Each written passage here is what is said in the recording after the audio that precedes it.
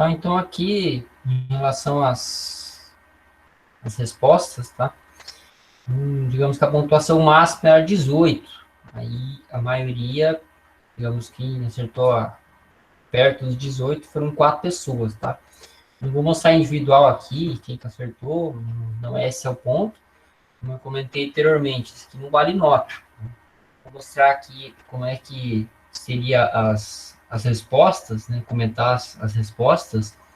Eu já quero colocar para vocês também em relação à apostila, né? Onde é que seria o conteúdo, porque vai fazer parte daí para vocês estudarem. Daí, quando estiver valendo nota, né? Aí vai valer também. Né? Então, assim, uma das coisas que tem que observar é, digamos que a regrinha da proposição é mais fácil do que as que não são, tá? Porque as que não são têm mais explicações. Né?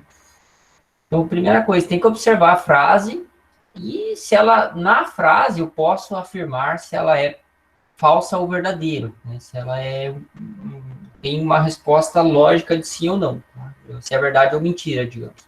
É só nessa situação que vai ser uma proposição. Tá? Fora isso, daí já não é. Então, vou pegar os exemplos da apostila aqui. Vamos pescar hoje. Então, é uma pergunta. Então, quando é uma frase interrogativa, ela não faz parte de uma proposição. Tá? Da mesma forma que ela é uma imperativa, ou seja, não mexa aí. Não consigo dizer se ela é verdadeira ou não, se, digamos, se ele pode mexer ou não, não tem uma relação de verdadeiro ou falso. Tá? Uma frase imperativa, uma ordem. Da mesma forma que quando a gente expressa uma expectativa, uma interrogação mesmo, né? Que é o caso assim, um ó, uma qualidade, alguma coisa assim, quando expressa, quando você tem uma exclamação, ela já não é uma frase que a gente pode dizer se é verdadeira ou falsa, tá? Então, quando tem uma exclamação, você já pode descartar. Né? É o mesmo caso de uma interrogação, né? Uma pergunta.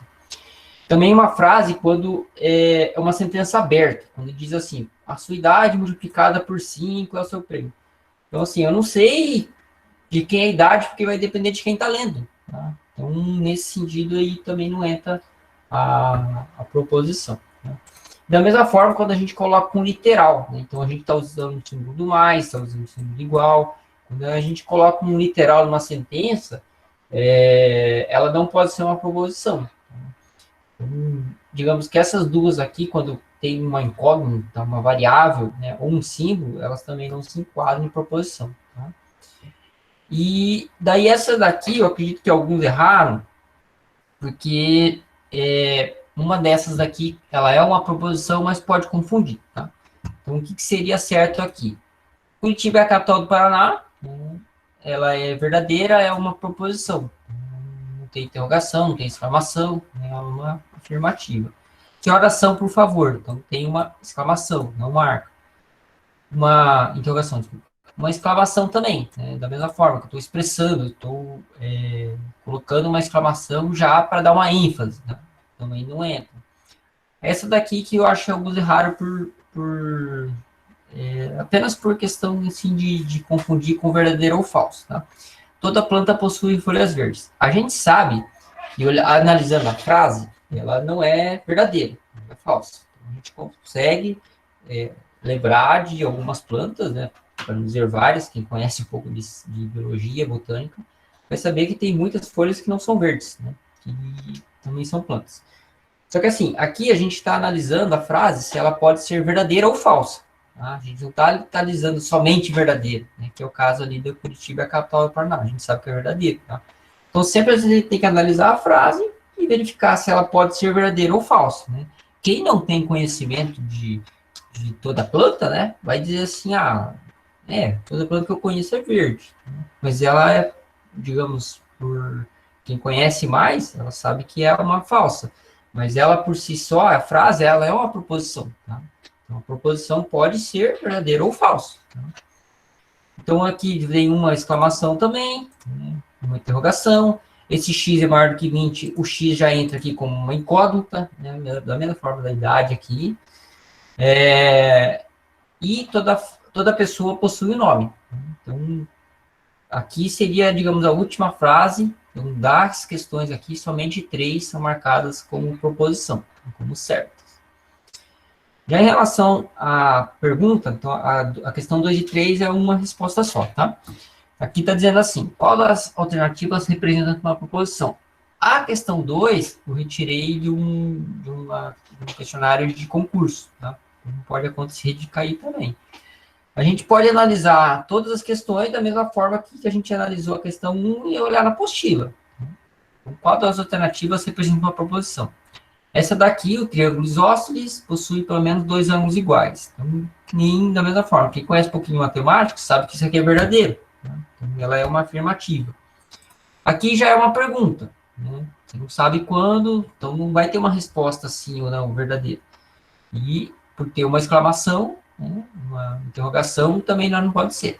Aqui, da mesma forma, cabe nas incógnitas, né, nas variáveis, então, não se encaixa, e também tem os literais, então, tem os símbolos aqui. E também aqui expressa uma exclamação, né, uma admiração, que belo cachorro, então tem exclamação, então não entra. A resposta aqui seria a primeira alternativa. Na 3, né, na 3 é uma forma, digamos assim, também é uma resposta única, né, mas é uma forma diferente de colocar a questão. Então, até expliquei. Tem a pergunta aqui, mas, digamos, a forma de questionar, ela está um pouco acima.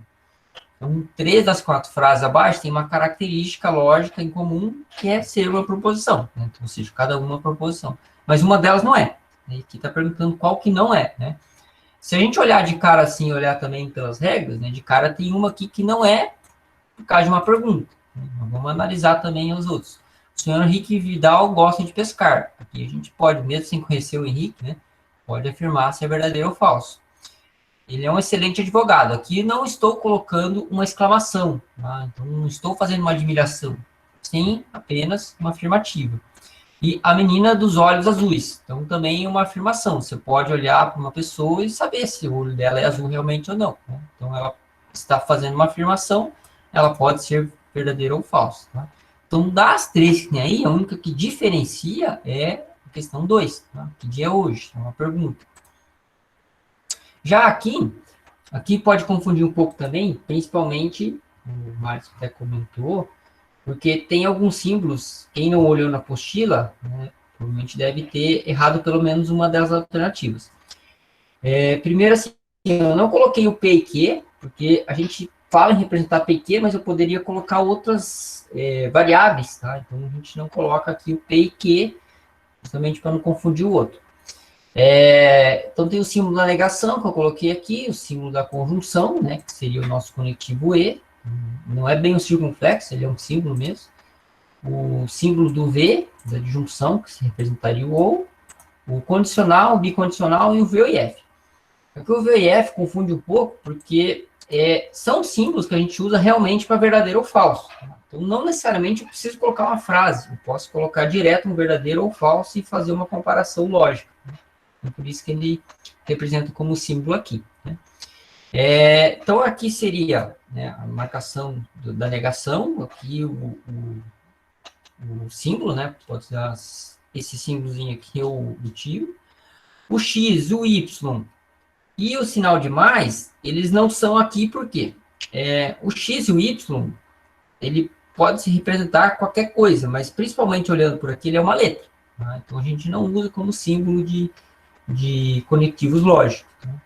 Portanto, que ele não está aqui. O mais, ele é utilizado para símbolo matemático, operação matemática. Tá? Lá em linguagem, vocês vão ver que a gente vai misturar, mas ele não é um conectivo lógico. Tá? Então, o conectivo lógico é E, é ou, é não, tá? É o símbolo condicional, bicondicional, né? Mas o mais não é lógico, ele é matemático. Então, aqui seria VF, o condicional e bicondicional, né? E aqui o símbolo da conjunção. Né? Essas seriam as respostas aqui corretas. Né? Eu vou enviar. E que nem eu falei, quando eu faço a correção de vocês, eu faço a correção quando é uma frase só, uma resposta só, né, ele fica fácil. Aqui no caso das alternativas que são múltiplas, Se alguém não marcou essa daqui, eu não vou dar errado toda a questão. Então, por isso que alguns até ficam perguntando, eu errei. Não, na verdade, você errou uma alternativa. Né? Se fosse em prova, seria lá um verdadeiro ou falso. Então, se você marcou todas verdadeiras, mas uma delas é falso, né? Você não errou a questão toda, você errou uma só. Tá? Por isso que depois eu faço a correção. Isso vai acontecer na prova de vocês, tá? A questão 4, na última também é o mesmo caso, né? Vai acontecer na prova de vocês, principalmente quando tiver questão aberta, tá? Então, assim, eu não vou conseguir colocar uma resposta para você apenas dizer sim ou não, porque senão eu já poderia colocar aqui uma alternativa de marcar ou desmarcar. Então, algumas pode ser uma questão aberta. Quando eu coloco a questão aberta, lá na resposta certa, né, ou errada, eu coloco lá qual seria a resposta. Né? E às vezes até coloco lá qual a página da apostila. Mas se você fazer uma vírgula a mais, né, um espaço a mais, daí o formulário dá errado. Tá? Por isso que eu faço a correção depois. Então, quando vocês estiverem fazendo a avaliação, não se preocupem com a primeira nota que aparecer. Tá? Se tiver uma alternativa só, digamos, é ali que vocês sabem se errou ou não. Mas se tiver mais alguma alternativa ou perguntas abertas, tá? Vocês esperem a correção, que eu vou fazer a devolutiva para vocês, ok?